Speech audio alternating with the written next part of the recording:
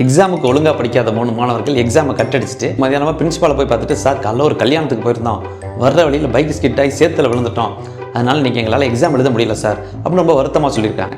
அதுக்கு பிரின்ஸ்பால் கொஞ்சம் நேரம் யோசிச்சுட்டு, சரிப்பா என்னோட சப்ஜெக்ட் தானே, ஒன்றும் பிரச்சனை இல்லை, நான் வேறு கொஸ்டின் பேப்பர் ப்ரிப்பேர் பண்ணுறேன், நீங்கள் ஒரு 3 நாள் கழிச்சு ரீடெஸ்ட் எழுதுங்க அப்படின்னு இருக்காரு. உடனே அவங்க 3 பேரும் ஹாப்பியாக போயிருக்காங்க. 3 நாள் ப்ரிப்பேர் பண்ணிட்டு வந்து எக்ஸாம் ஹாலுக்கு வந்திருக்காங்க. 3 பேரையும் தனித்தனி அறையில் உட்கார வச்சு அவங்களுக்கு கொஸ்டின் பேப்பர் கொடுக்கப்பட்டிருக்கு.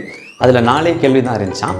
அதில் முதல் கேள்வி யாருக்கு கல்யாணம், 2வது கேள்வி எங்கே கல்யாணம் நடந்துச்சு, 3வது கேள்வி மாப்பிள்ளை என்ன கலர் ட்ரெஸ் போட்டிருந்தாரு, 4வது கேள்வி எந்த பைக்கில் போனீங்க.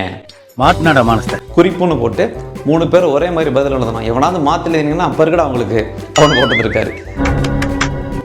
வேடிக்கைக்காக இந்த கதையை சொன்னாலும் ஒரு பிரச்சனையிலேருந்து தப்பிக்கிறதுக்கு பொய் சொல்கிறது தற்காலிகமான தீர்வாக தான் இருக்குமே தவிர நிரந்தரமான தீர்வாக இருக்காது.